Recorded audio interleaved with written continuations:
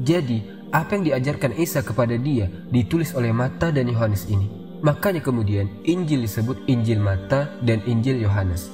Kemudian, di antara Hawariyun yang lain, mereka punya murid-murid lagi. Ada yang mengatakan bahwa murid-muridnya adalah Lukas dan Markus.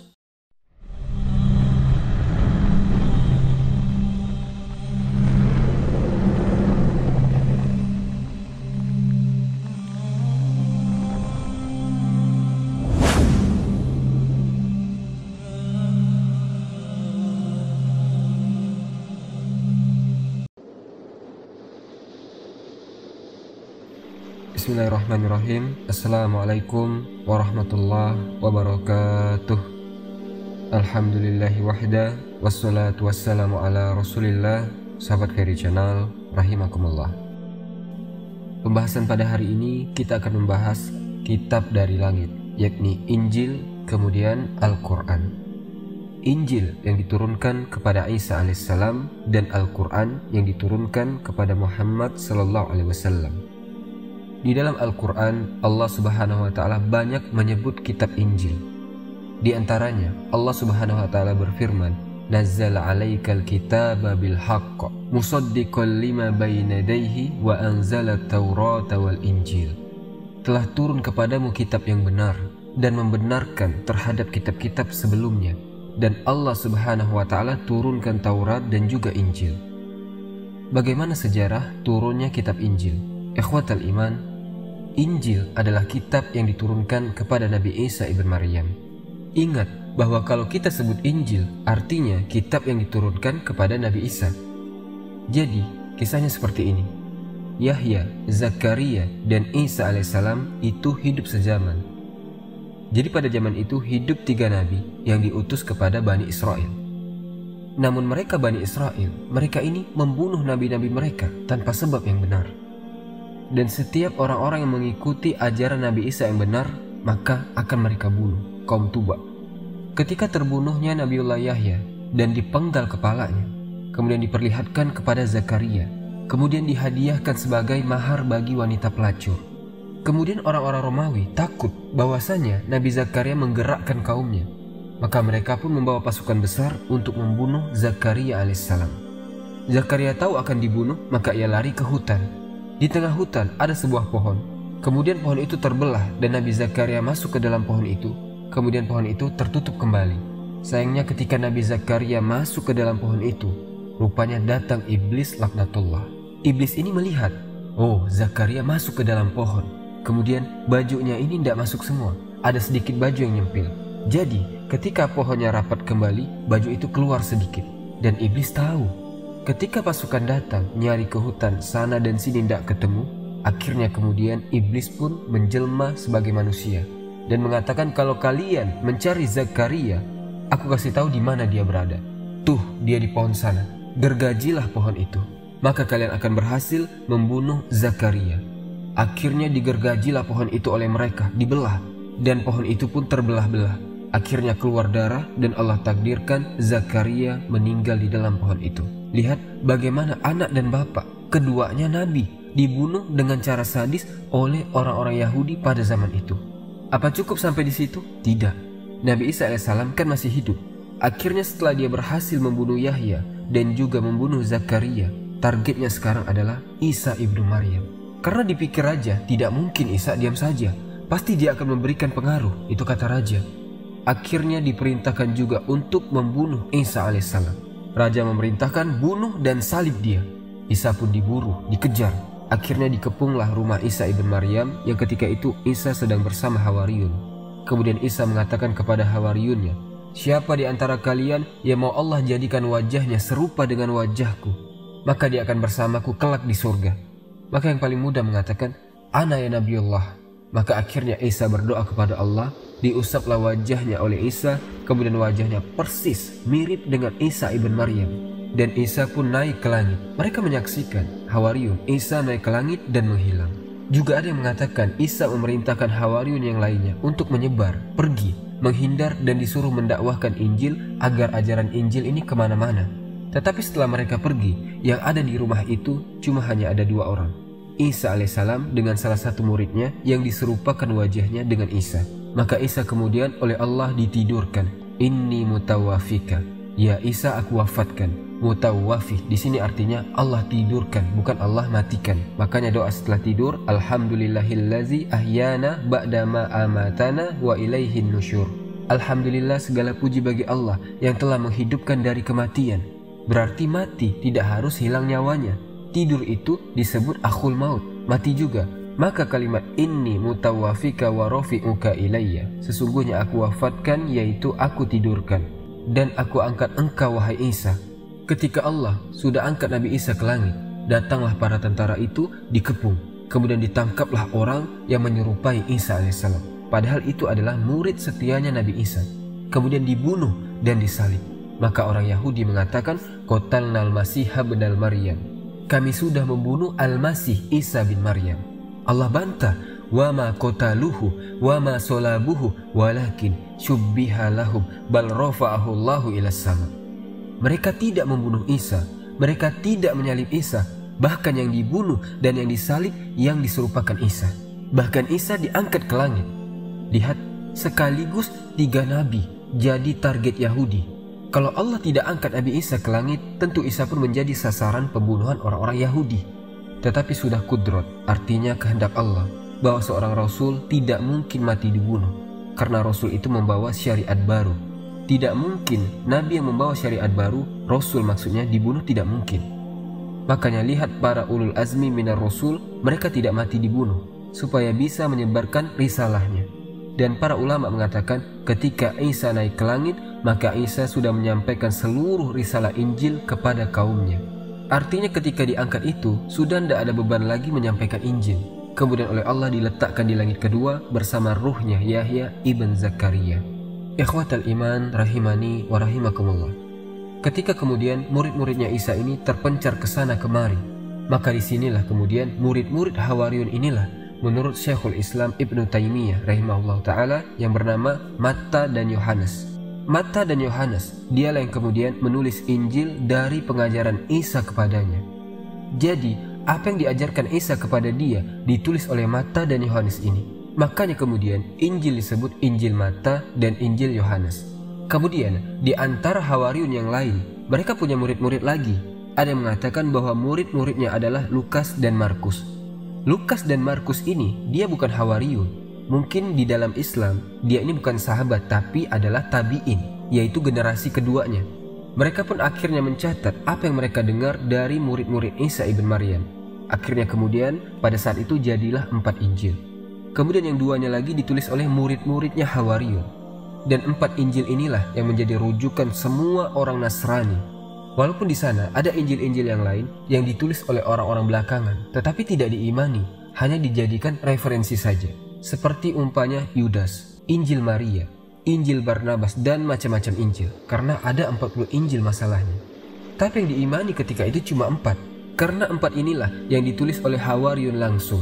Yang 2 muridnya Isa dan yang 2 lagi murid dari muridnya Nabi Isa yang kita kenal dengan Injil Matta, Lukas, Yohanes, dan juga Markus. Ini 4 Injil disepakati dan diimani. Ini 4 Injil disepakati dan diimani. Tapi Injil-Injil yang lain cukup dijadikan referensi saja. Dari sini maka kita katakan bahwa Injil ini sebenarnya terputus sanadnya dalam penisbatan tulisan Injil-Injil kepada Isa. Karena tidak ada Injil Isa, umpamanya Injil Yesus, tidak ada. Tetapi dinisbatkan kepada penulisnya. Injil Matta dari Matius, karena dia yang menulis. Kemudian Lukas, kemudian Yohana atau Yohanes, kemudian Markus, jadi dinisbatkan kepada penulisnya. Sehingga kalau orang Islam mengistilahkan Injil itu kitab yang diturunkan kepada Nabi Isa, tapi istilah mereka sendiri, Injil itu adalah kitab yang ditulis oleh pakar-pakar sejarah. Jadi dari sini saja sudah beda dari sudut pandangnya. Ditambah lagi, baik Injil ataupun Taurat sebelumnya, tidak ada jaminan dari Allah Subhanahu wa Ta'ala keotentikannya. Jadi seperti Taurat, sudah dicampur adukan dengan padri-padri Yahudi. Ucapan manusia masuk ke dalam Taurat, apalagi Injil yang berbagai macam versinya. Yang 4 ini saja berselisih satu dengan yang lainnya, apalagi dengan Injil-Injil yang dijadikan referensi saja. Makanya Allah Subhanahu wa Ta'ala mengatakan, "Lau kana min indi ghairillah lawajadu fihi ikhtilafan katsira." Kalau seandainya Al-Qur'an itu bukan datang dari Allah, pasti kau akan dapati di dalamnya persanggahan, perselisihan yang banyak di sana. Tapi karena Quran datang dari Allah, kau tidak akan dapati satu ayat berselisih dengan ayat yang lain. Dan itu tidak didapati kecuali di dalam Al-Quran. Alasannya kenapa? Kenapa Taurat dimasuki ucapan-ucapan manusia di situ, ataupun Injil, ataupun Zabur? Dari sini ada faedah bahwa karena Taurat hanya berlaku di zamannya, Zabur hanya berlaku di zamannya, Injil hanya berlaku di zamannya. Tetapi Al-Quran walaupun zamannya sudah lewat, Rasul sudah meninggal, maka dia akan berlaku sampai kiamat dibangkitkan. Karena tidak mungkin ada ucapan manusia ke dalam Al-Quran. Ikhwatal iman rahimani wa rahimakumullah. Lalu kenapa kemudian sampai banyak penyimpangan orang-orang Nasrani kepada Isa? Sebenarnya ketika Isa diangkat ke langit, Maryam, ibundanya Nabi Isa itu masih hidup. Ketika Maryam melihat orang yang ditangkap dan disalib yang mirip dengan Isa, Maryam ketika itu menangis. Kok bisa anaknya seperti itu? Tapi kemudian Allah Subhanahu wa Ta'ala memberitakan kepada Maryam bahwa itu bukan putramu. Putramu sudah diangkat ke langit. Jadi ketika murid-murid Isa ini tersebar kemana-mana, mereka masih mendakwahkan tauhid.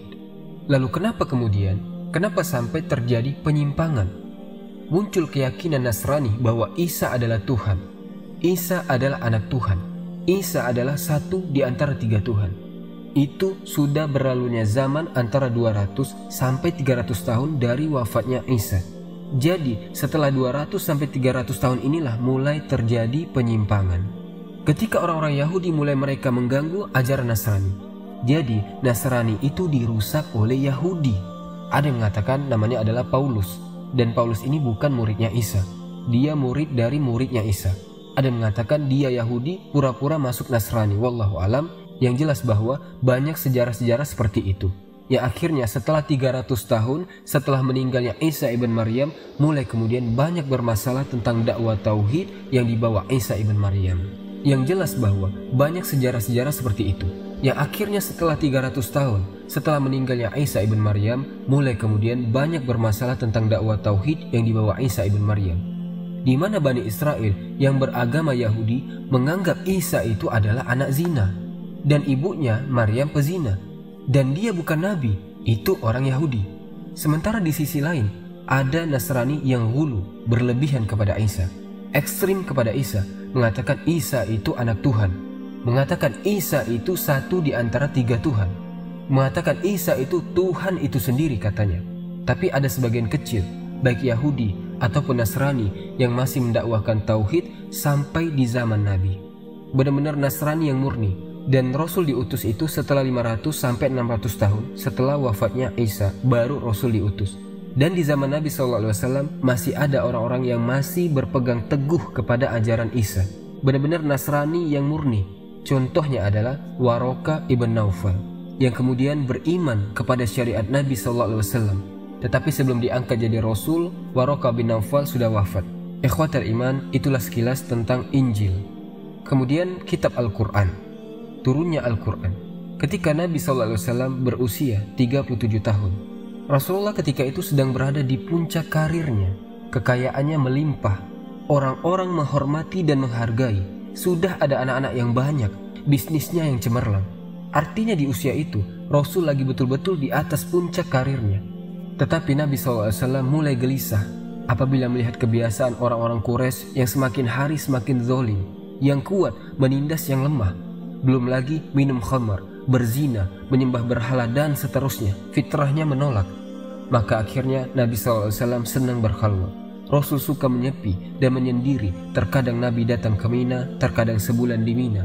Terkadang datang ke Musdalifah, sebulan di sana.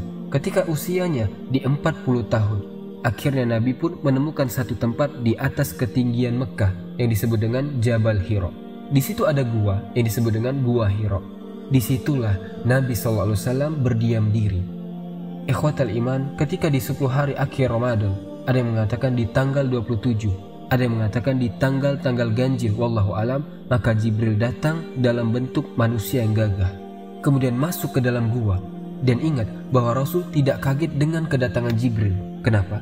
Karena sebelum Nabi SAW mendapatkan wahyu kenabian itu, Rasul selalu bermimpi. Dan mimpinya itu kalfalaki subhi, seperti falak subuh. Jadi malam ini mimpi, besoknya jadi kenyataan. Setiap mimpi menjadi kenyataan. Jadi kedatangan Jibril ke dalam gua pun sudah dimimpikan Nabi. Tiba-tiba kemudian Jibril memeluk Rasulullah SAW, kemudian membisikkan di telinganya, "Iqra ya Muhammad." Baca wahai Muhammad. Tetapi Nabi SAW mengatakan, "Ma'ana biqari'in." Aku tidak bisa membaca. Kenapa Rasul mengatakan aku tidak bisa membaca? Karena yang dipahami Rasul suruh baca. Rasul tidak bisa baca, tidak bisa nulis. Karena kalimat Iqra itu artinya suruh baca. Yang dipahami Rasul disuruh baca, Rasul tidak bisa baca. Makanya Rasul mengatakan, "Ma'ana biqari'in." Aku tidak bisa baca sampai 3 kali. Baru kemudian Jibril mentalkinkan suratul Alaq, 5 ayat pertama.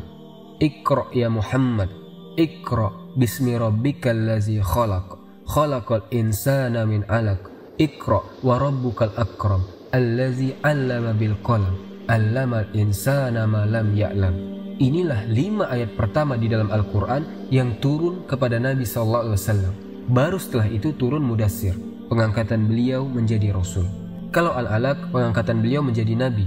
Dalam bahasa ahli sejarah, diangkat jadi Nabi dengan Al-Alaq dan diangkat jadi Rasul dengan Al-Mudassir.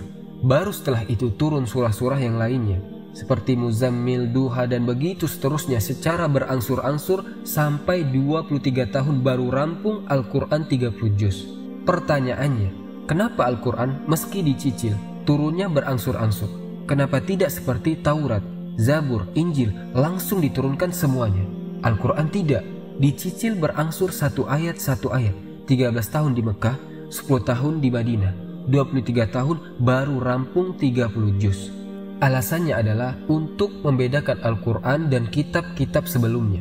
Kenapa kemudian Quran itu mufarriqo, turun secara berangsur-angsur? Biar semua problem manusia itu terjawab dalam Al-Quran. Karena ketika Allah turunkan ayat per ayat itu disesuaikan dengan peristiwa dan kejadian. Sementara peristiwa dan kejadian itu akan berulang, ada kemiripan sampai hari kiamat. Sehingga tidak ada sebuah pertanyaan kecuali ada jawabannya di dalam Al-Quran. Itulah kenapa alasan Al-Quran itu turun berangsur-angsur, berbeda dengan kitab-kitab sebelumnya.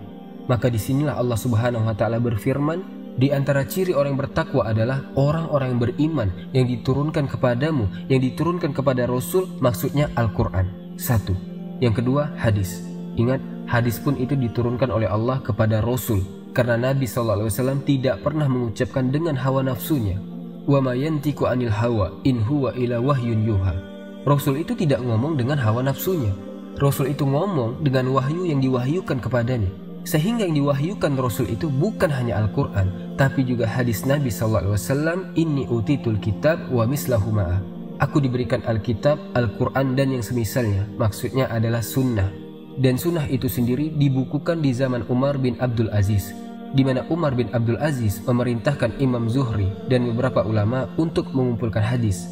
Sehingga sunnah ini terbukukan belakangan di masa Bani Umayyah ketika dipimpin oleh Umar bin Abdul Aziz. Di zaman Rasul tidak ada sahabat yang menggantungkan bacaan Quran kepada tulisan para sahabat. Kenapa? Karena mereka itu menghafal Quran dari dada-dada mereka.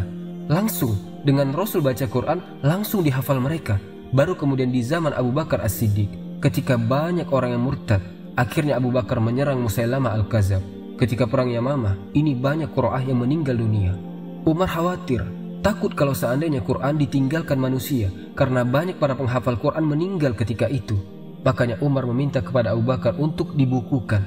Akhirnya dikumpulkan begitu saja lembaran-lembaran. Kemudian setelah Abu Bakar meninggal, diletakkan oleh Umar. Saat Umar meninggal, diletakkan Hafsah. Di zaman Utsman inilah baru terjadi pembukuan Al-Quran.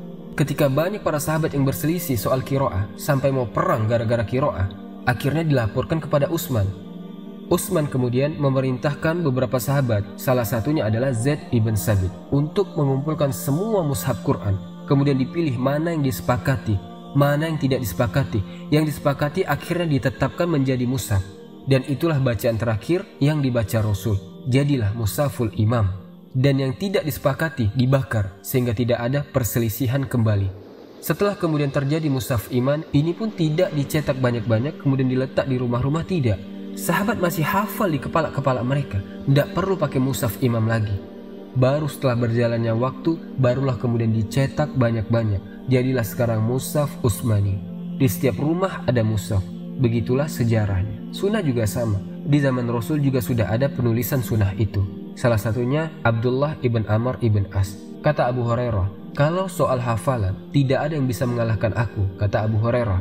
Tetapi kalau soal tulisan tidak ada yang mengalahkan Abdullah ibn Amr ibn As. Dia lebih banyak menulis, kalau aku banyak menghafal. Maka Abdullah ibn Amr terus mencatat dan baru terkumpulkan di zaman Umar bin Abdul Aziz. Inilah Al-Quran dan Sunnah yang mana dua-duanya dijaga oleh Allah Subhanahu wa Ta'ala. Inna nahnu nazzalna dzikra wa inna lahu lahafizun. Kami yang menurunkan Al-Quran dan Sunnah dan kami juga yang menjaganya. Di sini Allah Subhanahu wa Ta'ala dahulukan Al-Quran. Awwallazina yu'minun nabi ma unzila ilai wa ma unzila min qablik. Di sini Allah dahulukan Al-Quran, baru setelah itu kitab-kitab sebelum Al-Quran. Ciri-ciri orang bertakwa adalah orang-orang yang beriman dengan apa yang diturunkan kepadamu, maksudnya Al-Quran. Dan kitab-kitab yang diturunkan sebelumnya, maksudnya Suhuf, Taurat, Zabur, dan Injil. Didahulukan Al-Quran dibandingkan kitab-kitab yang lain, karena memang Al-Quran jauh lebih mulia dibandingkan kitab-kitab sebelumnya. Satu-satunya kitab yang tidak ada keraguan, tidak dimasuki ucapan manusia, hanyalah Quran. Makanya Allah dahulukan Al-Quran, baru setelah itu kitab-kitab setelahnya atau kitab-kitab sebelumnya. Kemudian Allah mengatakan wabil akhirati hum yuqinun. Maka dengan akhirat mereka sangat yakin. Wallahu a'lam bishawab. Mudah-mudahan ada manfaatnya. Subhanakallahumma bihamdika asyhadu an la ilaha illa anta astaghfiruka wa atubu ilaik. Assalamualaikum warahmatullahi wabarakatuh.